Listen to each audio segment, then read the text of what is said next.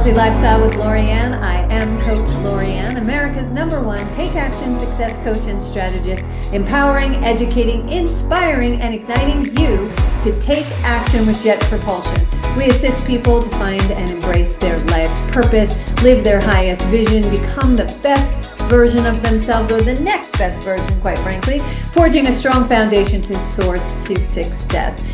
If you want more information on how to work with us or work with our team, please visit us at ldcstrategies.com or coachlorianne.com. Today, we are just so blessed and gifted to have Richard Richardson on today. He's widely known as Richie Rich, a strategist, storyteller, business architect with a passion for unlocking potential, that's for sure. And as the founder and chief equity officer at RicheRich LLC, he's built a dynamic agency grounded in data, creativity, deeply held values. But behind the professional success is a story of grit, curiosity, and purpose. In 2021, he reconstructed RicheRich LLC as a boutique agency that specializes in transforming brands through tailored strategy, data insights, and creative storytelling. The company's foundation rests on an acronym, PASSION, which also mirrors Richard's own leadership style. That's so true. Richard's approach to business is simple but powerful. The right strategy doesn't just solve problems, it unlocks new possibilities. This mindset has fueled the growth of RicheRich LLC and empowered countless brands to redefine their present, amplify their voice, and scale with clarity and purpose.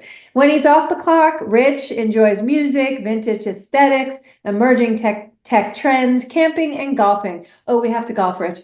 A perfect mix of nostalgia and modern energy. He finds joy in meaningful conversations, quality time with family, and creating space for others to rise and shine.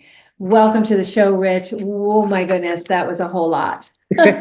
Thank you for having me, Lorianne. Oh, it's absolutely my pleasure. So I just want to dive in. I know that, like me, we help entrepreneurs, we help big, large firms, and I don't do branding anymore. That's really where you come in. And I love it when people think branding is just a logo. It's nothing like that. It's soup to nuts on who you are, where you want to go, what you want to be, that whole strategy, right? So let's just talk really quickly of how you transitioned from doing what you were doing into specializing into branding strategy. Well, and it's a need out there because I know most agencies out there, what they're trying to do is, okay, you come in the door. I can provide you a return on investment. You asked me to do X job, I did X job, I gave you the deliverable. Hey, I charged you, I provided a deliverable. It's a ROI. I gave you what you asked for. But I think we have to go beyond that with customers because at the end of the day, then the customer wonders, you did all this for me, but I'm not seeing my ROI. I mean, you can say checkbox, I did it, but I'm not seeing my ROI. So I think a lot of what we redefined was we need to understand that customer, build that relationship, and understand where they came from, because that's just as important as where they're headed, and then Yeah. help them through that process to make sure that their dreams may be lofty, but they still need a base to get to achieve them. And Yes. so without the base, they may not have the right structure in place. Doesn't mean that we can do all of the structure in house. That's where, for an example, Coach Lorianne, you would come in, or somebody else would come in if it's more specialized. Like if it's Yeah. manufacturing, I know enough to get them to tell them what they need to do, and bring the right person in to build out their structure, add another line or whatever the possibility is. But at the end of it all, it's not just about the logo and the brand. It's about, okay, you can have the prettiest logo out there, you can attract people to your logo and all that stuff. But if you can't provide what you say you're going to do, then you lose them as fast as they come through the door. So, Exactly. It's the customer journey. yep, The customer yep. journey is really, really important. And I don't think enough people, I know with some of the people I work with, they don't spend enough time on the customer journey. That's the most important thing. And then when you go out there and you market it, then you're delivering what you say you're going to deliver because you have a journey. And the funny thing, I tell a lot of customers as I'm talking to them, I said, you never think about when things go wrong, right? Because whatever you have is the greatest thing ever. So your plans and everything is about about positivity, what's going to happen, how I'm going to grow, but you never think of when something goes wrong, what do I do? I would tell you 90% of the business out there do not have a plan for that, do not have a strategy for that. And usually when things go well, nobody's complaining, everybody's happy. Right. When things go wrong, that's when you shine. That's when you actually really define who your brand is, and that's when you get people to talk about you tremendously because it's how you dealt with a situation that was uncomfortable, not the status quo, not the norm, but you found a way to work through it, keep the customer calm as you work through the problem, help them solve it. Whether it be your mistake or not your mistake is not the issue, but solve the problem with them. Then you really start defining your brand and you really get more word of mouth when you do that. And a lot of 100%. times the And contingencies are not there. Just not. yeah, 100%. Well, they just deliver the marketing, but they're not becoming a partner. You actually become a business partner with them, not financially, but you walk alongside like I do as a coach. When they run up against those problems, that's when a coach comes in, right? That's when we come in and we work together and we help them through those jumping those hurdles. And how do we do that? Because it's a lot harder to do reputation management, which I do, but it's a lot harder to do reputation management than it is to do it right out of the box. So yeah, I love that you do that. So help our listeners understand what's involved with creating a brand. A lot with that has to do with the passion. And I think I posted something today, or my team did on social media. But if somebody's passionate about what they do and how the product or service they deliver, that you start from there because then you could build out the brand from there because the passion they have behind it, you can build around that passion, and now you have an engine that's going to run because it's built on something that's very true to their heart. And if they translate that same passion into their culture, and so people they hire as they onboard and grow and have more people, now you're translating that same culture across the board, and no matter who they talk to, they get the same. So it keeps your brand identity there. But I think anybody who has whatever the brand is, if they have a passion about the product and service they provide, the rest of it comes easy. Then you could build out from that and create your storyline, create how you want to present. You create your values from that, your mission statement, because their Yeah. passion is about exactly where their headspace was at, what got them to where they're at, and why they decided to sell this product or do this service, what made them feel compelled to do this. Then you build everything from there. Yes, yes, yes. Your MVP is so important. Understanding why you're doing it is so important because that really brings the integrity and it brings genuine energy to what you're doing. And that's where people are like over the top successful because they're genuine. They know why they're doing it. They're doing it, with a passion. So, and I love that you capture that and you bring it forward. And let's talk a little bit about, a place that I sit near and dear, which is the importance of target audience. Why is it important to know your audience? And everybody is not your audience ever, ever, ever, ever. Yeah, I feel sometimes when I have usually it depends on the customer and depends on their personality. It might be in the first meeting, but usually, definitely by the second meeting, you're having that sit down meeting, that intervention where you're trying to get them over the hump of understanding that not that just because they love the product or service they offer and they're passionate about it does not mean that everybody in the world wants their product or service. And a lot of times you got to get them over that hump because it'll be easier for them to understand the strategy moving forward. Otherwise, they're going to say, well, why are you not marketing this? And why are you not doing this? And why are you not going after this? Because it's not your target audience. Right. A lot of them don't know who their target audience is. And I think that's the biggest challenge is the first step is really getting them over that hump of like, you don't sell to everybody. You sell to the people that want your product and service. And Right. those people are going to talk great about you. And people that might be on the fence, they will convert them for you without you having to do more work. And then people who never wanted your service may go, maybe I should consider it. But those are like the tertiary or fourth level before you get to those people. And a Yeah. lot of times we start out, and a lot of agencies do this. We market to everybody, and you're marketing to people that don't want your product. So now you're wasting money and Yeah. wondering why you don't have conversion. You don't because if they never drank an energy drink in their life and you sell an energy drink, You don't want to start marketing to a person that doesn't drink energy drinks at all because you're not converting them from a competition because they don't drink it now. So you're asking Right, them to spend money on something they don't do now. So I right. think it's very important to understand that. Yeah, and I don't care how good your marketing is, if somebody's not done the energy drink as your example, Yep. they're not going to jump into suddenly go, oh, wake up one day and go, oh, I'm going to drink an energy drink. What? No, because I like that commercial. No. It's generally they see somebody else drinking it, they see it somewhere, or they know someone who does it. So have used the product or service and things like that. That's why word of mouth is the best marketing and the most inexpensive marketing if you harness it right. Um, Correct. Let's talk about the meaning of building brand equity, which is, oh, mwah, I love this. Well, I guess we that's why we consider ourselves a brand equity firm, because it's not just about the brand. I mean, and I use this example a lot because it kind of puts it in context. You don't, some people don't go and pay $8 for a cup of coffee because the coffee is significantly better and it's worth the $8. It's worth the $8 because of everything surrounding it, the whole customer experience. And they've Experience. started at 4 or 5 and now they're up to $8. And I don't even have to say the name because people would already know it. So Starbucks. they got there because they've gradually started and they incrementally, and you can pretty much, for a lack of a better term, get a coffee whichever way you want it. One milk this way, whatever kind of milk you want, whatever is Yeah, consistency, double blended. I mean, you could do everything you want, and they call you by your name, and I mean, they do all these things. That's why they've increased that brand equity. Doesn't mean yeah. the coffee is 10 times better than the Dunkin' Donuts coffee, but they added so much value to it where somebody's willing to pay that for it. Because it's an experience, and that's the experience they want. And they feel special and they make you feel special because they call out your name. That's the best sound anybody ever hears is the sound of their own name. So all those things are putting it in. And I love the built of that brand equity by doing that.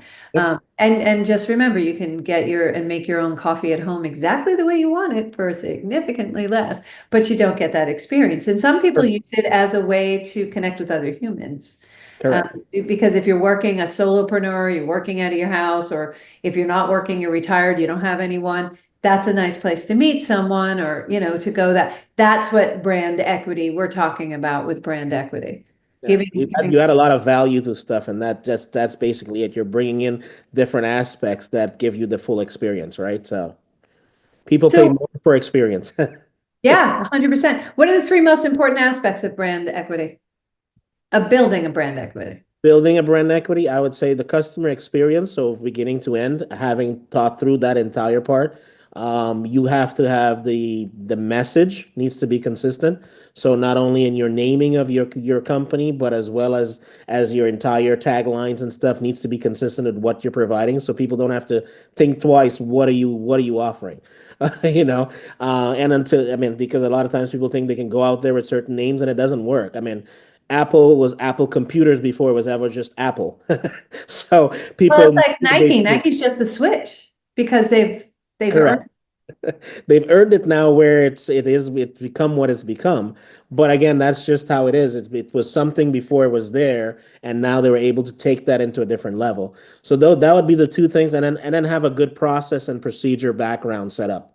Because that's all part of brand equity, setting up your processes, what people follow, having your onboarding. None of it happens overnight because it's a lot of work in getting that done. But Yes. step by step, building those out as you expand and as you grow to make sure nothing falls apart. Because like I said, people don't complain unless they have an issue. Everything going well, nobody says anything. So you have to make sure you're constantly upgrading and adding and adjusting as you increase staff, people. So those would be the three areas that are all part of brand equity. Beautiful. Is it an expensive proposition? It is as cheap or as expensive as you want it to be. I mean, I again, I think for any brand, and they look at stuff and they go, well, there's so much money I got to spend on this, and not necessarily. First is figuring out where you want to go and how you're gonna and what all is entailed in getting there. You put it all together, and then you build out a plan. Of what can I afford now? What is the minimums I need, and when am I gonna do the next milestones? And you break it out in phases, so that way you can grow different parts of the business as you grow, but you have to have a plan. You can't just start with something that's not needed now and you have it and you've now spent money on it, but it's not effective for you because it's bigger than what you really need now. So you will spend the monthly subscription or whatever, or the capex if it's a one-time investment on something that you're not really ready for. So why Yeah. Yeah. 20 lines of production when you really only are selling 2 or 3 lines of production? It doesn't make sense. Just because you have that money, don't do that. Invest it differently and then build out. Yeah, yeah, 100%. I see that all the time where they hear from somebody else and they implement it, but they're not ready for it and they're not using it, but they're paying for it. And it's crushing them where because they don't have the money to use where they should be using it at that time. So invariably my clients, I'm like holding them back and saying, not yet, not yet, not yet. Because it's just not the time to do that. And I love, and this is one of the things that I think you and I connected on, many things we connected on, but this specifically was that you too are like, wait, we start here and we build up to doing other things. We utilize and emulate marketing that has already been established by other companies that are maybe in your competitive field and utilize their marketing that they already did. We utilize the history so that we can really jump on and we don't have to pay for all of that research, the marketing research. So, and I love that you do that and you really take people and keep them where they are so that they don't overspend and then get out of control or underspend and never get known. So there's a really, really nice balance that one has to achieve, and you help them achieve that. Matter of fact, we're working with a similar client. Actually, you recommended them to me, and you just came up with the most beautiful name for them. And when he told me, and I was like, oh my God, that's perfect. Because I kept telling him, you need a corporate name. We need your empire name. And that empire name was, wow, that was perfect. I'm like, I could see the marketing that you were going to do by doing that for all 4 divisions that he has. And that's the brilliance that I see in you, Rich. It's just, you just get it. You Yeah. just get it. And you listen to the clients. He sat there and talked, and I've been on different calls with him, and then I had our call for our bits, me trying to help him, and I'm listening to him, and he's using the same word over and over, and I understand where he's going with it, and I'm trying to understand. I'm going, okay, how do you communicate your message, and how does your logo represent that? How does when nobody's there to talk for you, and you just send out your branding, how does it tell the people what you do? Yeah. And it's without you having to be there, and they go, oh, maybe I should call him for this. It might be something they're just it could subtly work for you without you being there, and that's always important. That's why branding or creating that initial logo and feel is so important. But Yeah. it's not it's people think it's a 1, 2, 3, and they think they can dump a whole bunch of words into a AI bot, and the AI bot spits out a nice logo for them for $50, and that's all great and well based on what's going in. But there's a lot of research and data and understanding where the company is, understanding their passion, what they're trying to accomplish, what they're trying to help somebody else do if it's a service, and that all tailors into what that logo needs to be, what it needs to signify, what is the right words to use for your name, or create. Could it be Your company name. Yeah, no, a it was new word that brilliant. you come up with and you create, or can you use existing words to represent what you do or not? Yeah. So a lot of that goes into it, and it's not just a 1, 2, 3. Dump a couple words in and let AI figure it out and create something for you. And I see a lot of that out there, and I'm like, it's great, but eventually going to rebrand anyway. They're going to rebrand within 2 years, guaranteed, guaranteed, because it doesn't represent who they are. It's Exactly. They'll here. grow out of it. They'll grow out of it. Yeah. Yeah. So quickly. And you want to grow with your branding. You want it to grow just like when you pick platforms, you want to be able to grow into the platform, not grow out of the platform. And so many of the platforms out there, you can grow out of very easily when you're successful. Learn that mistake the hard way. And that was an interesting journey for me. So I speak from knowledge. Don't do what I did. And the other question I have, and I get this a lot, is like, when do I know when I'm ready to bring someone like you into my business to be able to do this? When should I do that? I think any company should talk to somebody like me and figure out who they are and how they can help them. Because at the end of the day, the customer I refer to you, he's just starting out his business. Yeah. He doesn't have unlimited funds. He doesn't have all of that. But we're working through it with him and we're getting him what he needs initially and we're growing him and we're creating a plan and a strategy for it. So I think it depends who you talk to.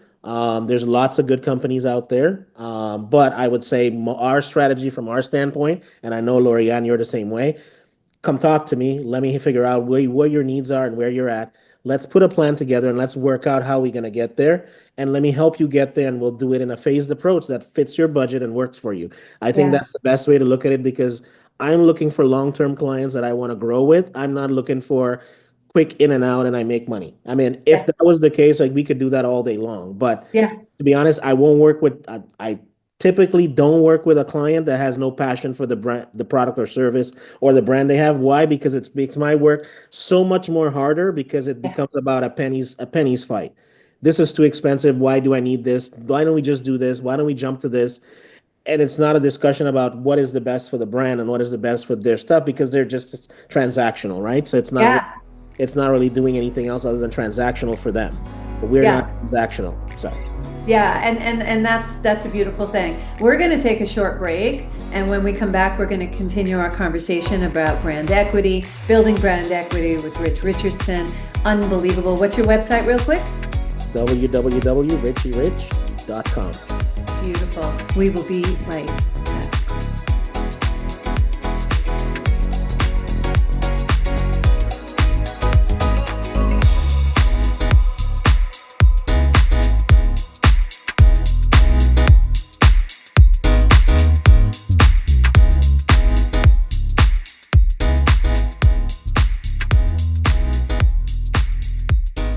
Welcome back to Healthy Lifestyle with Lorianne. If you would like to be a guest or lift up your business, product, or non-for-profit, or if you have questions or comments, we would love to hear from you. Just email us at healthylifestylewithla@gmail.com. That's okay, Rich. You can email us right now. Healthylifestylewithla@gmail.com. You know, as a result of the work that we do with our clients, we have grown businesses anywhere from 75 to 200% over the course of 12 to 18 months.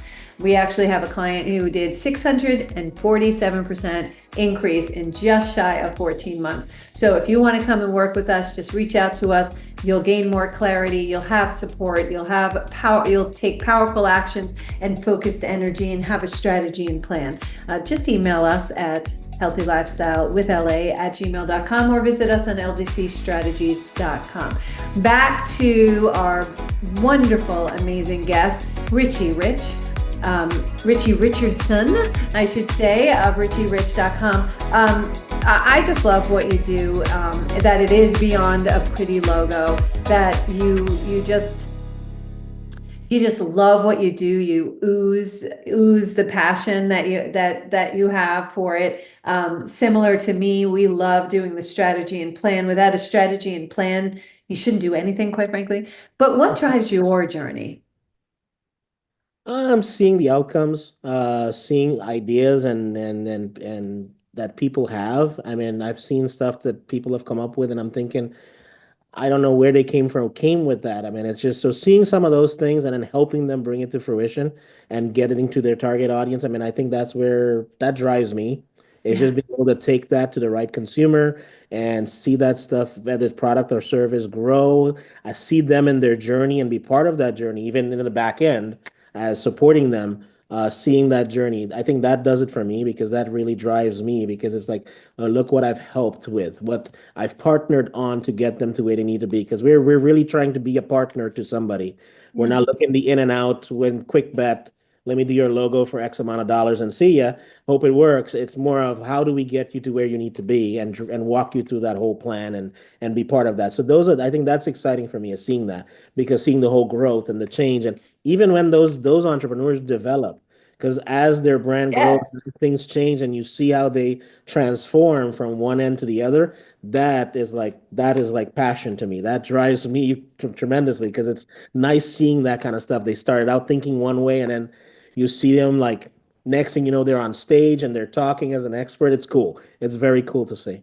Yeah, yeah, I love that. I'm head to toe goosebumps because I understand that feeling of just watching somebody thrive and just grow into who they're supposed to be, and we have a little bit to do with it as we escort them on through their journey. So yeah, I love the journey myself, and I love watching their journey. So I totally understand, and I think that's why we connect and we work so well together.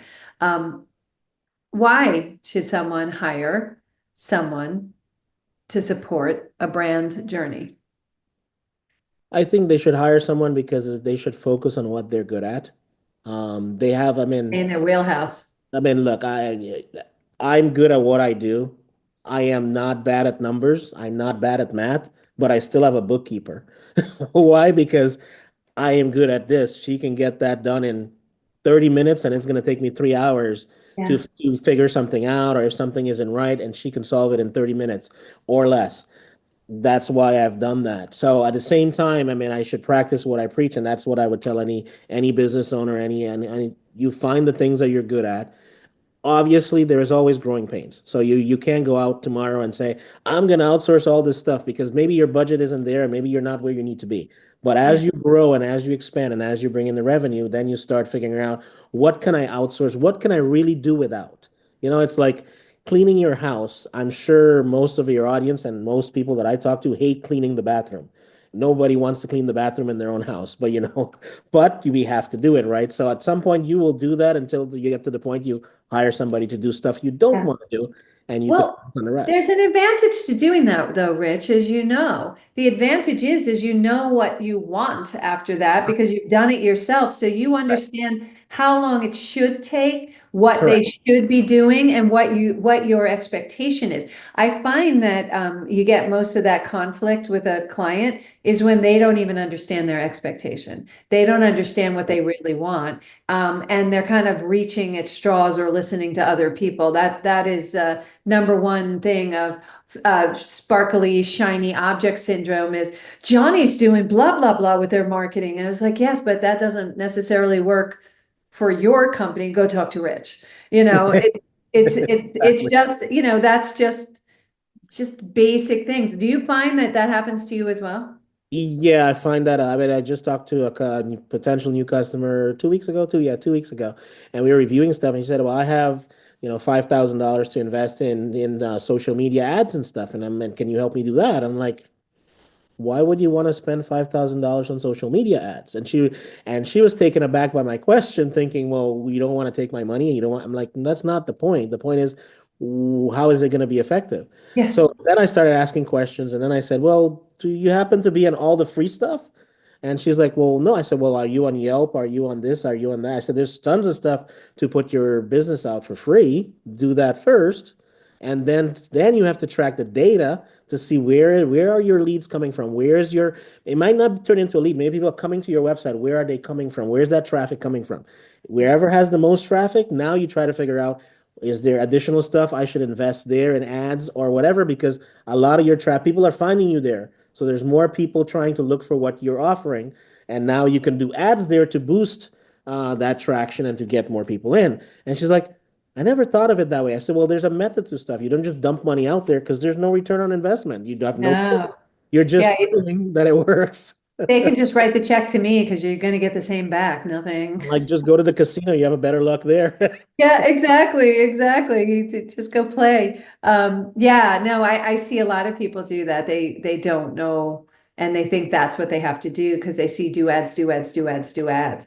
Yeah, And I think the like to your point that the free element, you need to be in those places and have presence. That's what we call as presence. That's positioning. And without that positioning, the exactly. the ads are not going to be as effective because what the positioning does is, and correct me if I'm wrong, what the positioning does is it puts you there and acts as a backup, kind of saying, yes, they're real, so here, there, I can see them all over the place. It's like having a website or having social media.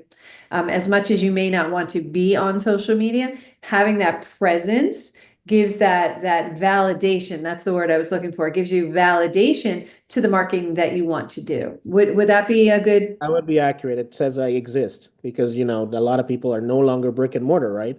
Um, but also, so when the mindset, as you're mentioning that, I thought a lot of the mindset of the people I talk to, they think everything needs to be digital, right? So it has to Yeah. be online, and they forget about all of what is no longer traditional media anymore because that's kind of flipped because most stuff is digital now. But the billboards and the newspaper ads and the article write-ups. I mean, those are still very, very much so. If you're going after your target audience and you're going into the right areas, those could still be valuable to do because those. Very, very interesting languaging. I'm going to point it out to the listeners and the viewers is could be valuable because it depends on what you're doing. It depends on the product or service you're selling, what works for you. Everything doesn't work for every industry. Correct. That's why one size does not fit all. So if you're with an agency who has a package and they go boom, boom, boom, boom, that doesn't necessarily mean that they're doing the right strategy for you. You really need to look in who are they talking to? How do they know that? Because billboards, honestly, billboards, radio, TV, newspapers is what we used to call in the industry spray and pray. You put it out there and you pray, you spray it out there and you pray that somebody bounces back. Digital, the beauty of digital is you can actually follow these people and know exactly where they're coming from and get all the data on it. But there's an element of necessity, and I will say that again, for positioning to do the billboards, the radio, the TV, if it makes sense for your business. Would If it that makes exactly. be Yes, good? if it makes sense for your business. So Yeah. for an example, if you're brick and mortar and you sell shoes and you're up the street and you want to have a billboard 10 miles away and say get some comfortable shoes, we're only 10 minutes away. We're running a special today. That's something that would work because you're trying to get that traffic that's moving past Right. with your brick and mortar is, or you have a food location or something like that.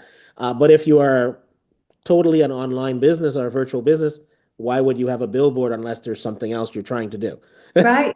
Unless you want a good picture of yourself, and that's cool too. There's no, no judgment there. It's all good. But yeah, 100%. It's to drive traffic. At the end of the day, it's to Right. drive traffic. And that's Correct. all part of the brand journey. It's not just the logo, it's not just the website, it's not just social media. It's having a strategy and plan that you can actually, to your point, phase in and make sure that it's manageable too.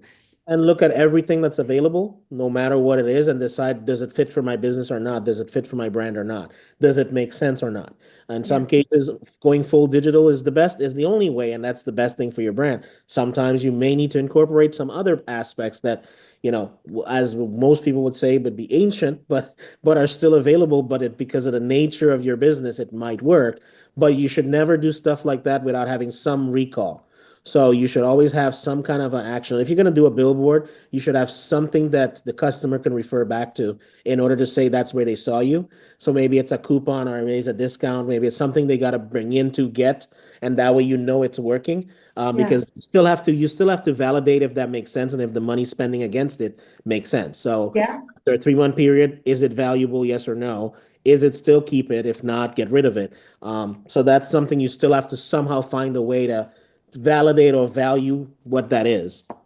Yeah, 100%. Oh, you're so good. You're so good. Okay, so this is one of my favorite questions because as a coach, I'm always saying if you want a coach, make sure your coach has a coach. It doesn't, certifications mean certain things, so you need to understand what those certifications mean. Some coaches have certification, but that doesn't mean that they're a good coach, a transitional coach, a life coach, a business coach. There's all kinds of coaches out there. So just be careful. There's a lot of bad experiences out there that we have to jump hurdles over because it's like, well, I tried that and it didn't work.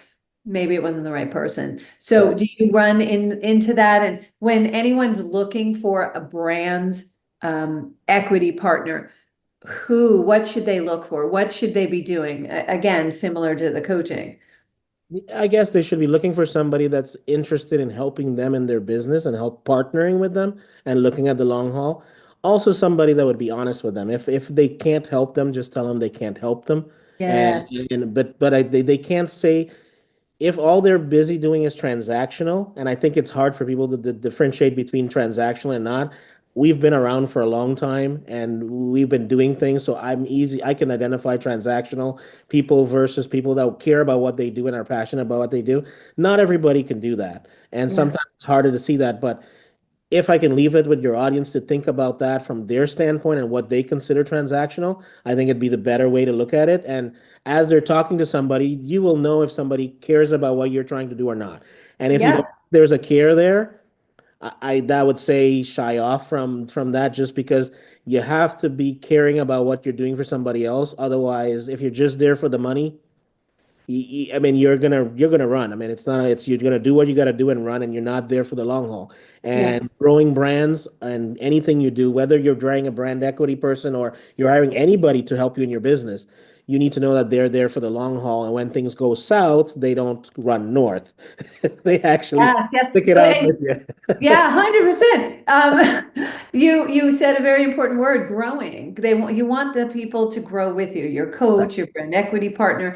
The other things that I like to point out, because I see this in you very much so, is we need to listen and we need to be curious. So asking questions and finding out more about what they're doing, that's an important element. If someone just kind of comes up and says, this is our package, or we're going to do this, and this, they probably don't know what you want. They probably don't know how to really have you differentiate you, how you're going to stick out in the marketplace. And I know that's something that you do so well, is that you really differentiate your clients from the marketplace so that they pop, that they go out there. You care about them. You're with them for the long haul, like I am.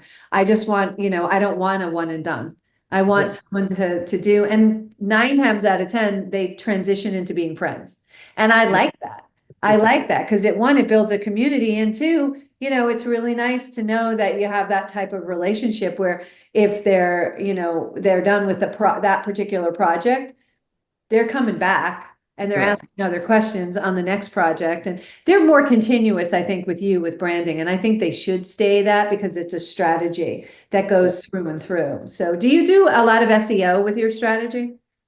Yeah, we do some of that, and we where it's applicable and it makes sense, we do that. But again, it's down to the plan. It's down to figuring out the plan, their strategy, where they're headed, what they're trying to do, and yes, that will be incorporated as part of the plan as well. Yeah, yeah. And it's one of the things is you um when you're incorporating things in, you're being mindful of who they are, what their goals are, and I think that's the piece de resistance. Yeah. That's what you're looking, the difference between transactional and not transactional. Correct, correct. And I mean, for us, that's why I think we purposely chose the tagline brand management and equity firm and use the word firm is because not every solution that we come to the table for a customer means that it's all in-house. Right. Because I may go into somewhere, and even though we could perform the duties, but they may be very specialized in an industry, and I may know a partner or somebody else that is better, that may be doing branding just like me, but are more specialized in that industry, that I would say, hey, come on with me on this project because I want to make sure I get the best solution for them. So it's not always about me getting everything in house. It's more about me getting the right solution for them because that's going to help them grow. And if they Sure. grow and I'm growing with them, even if I'm a small piece, I'm growing with them. And so Yeah. that's kind of how my outlook is on any customer that comes through the door. It doesn't mean I have to do it all in house. It means that I can also partner with other people and bring them in to get them the right solution that they need and not be greedy, so to speak, like a lot of companies are me, and try to do everything. So that's kind of my thought process on that is really looking for that and being that for that customer because it comes Yeah. full circle always. Yeah, yeah, no, that's how we ended up working together. So there was something I was able to offer. We complement each other, and you've sent a number of clients to me to help them out. And sometimes it's just a quick, you don't want to do that. That might just be the answer. It's like you don't want, one of the people was going for an attorney, and the attorney wasn't licensed in their state. And I was like, you really don't want to do that because every state has their own nuances. So you want to make sure you get that license. I would talk to other attorneys, but I would want a licensed attorney in that state. So it's those little things that we do that we put out there. It's genuine. And then they always seem to come back and ask more because yeah, we end up being the experts, the go-to people. I know that's who it's like, I don't know, call Rich. I'm not sure, call Rich. It's just you just better call Rich because Rich has the answer. So, and it's nice to be able to say that, from my perspective, it's nice to have that in my toolbox that I know I can reach out to you, have a conversation, or send one of my clients to you so that you can answer their questions and do your magic. So Great word toolbox. Exactly. We have a lot of stuff in our toolbox, and it's just a matter of which is the right tool for the job, right? yeah, So, but we stay in our wheelhouse to your, correct. like you hired an accountant, I have an accountant, I don't like doing math. I would be the same way with you. We'd both be crying. And they love doing it. And I was like, go ahead, have fun. And we love doing what we do. So that strategy, that planning, that's where I think we both love being in that element. And then you reach out to many people. You have a lot of business partners that you work with, like power partners that you work with. And I love that model. I really do. I love your passion and compassion for everything that you do. You're just so wonderful. And I was so blessed to have met you at another event. And I was just like, yes, I need to speak more with this man. He's amazing. So Rich, if someone wanted to reach out to you, how did they get in touch with you? They can go to my website, which is www.richrich.com. So that's without the I. Right. Just that. They could do that. That would be the easiest way to reach out to me and get in contact with me. They can find me on LinkedIn as well. So I'm there as well. I would say those are the two major locations. I'll have all that information with this episode as well. So if you just click the links, you'll go right there. You don't even have to think. And also you have a beautiful, very generous gift that you're giving our listeners if they want a 30-minute free consultation. And if they end up going with you, they get $100 off their first invoice. That's very generous. Thank you so much for putting that out there. Again, reach out to Rich Richardson. He's at rich.com. And it is awesome. Watch the movie if you haven't seen it. If you don't know about it, Google it. It's just an honor and a pleasure. Last thought for our listeners. Last thought is always think about your brand, be passionate about what you do, and don't let the naysayer stop you. Yes. Love it. Love it. Well, thank you all for joining us today on Healthy Lifestyle with Lorianne. I hope we have earned the privilege of your time. I want to thank our guest today, Rich Richardson. I adore you. You know that you're like a brother to me. So thank you so much. Look for our show next Saturday at 3 p.m. on JVC Broadcasting and iHeartRadio. And we would also be so grateful if you find us on all major platforms, and please like, follow, share, and subscribe. We would be grateful for that.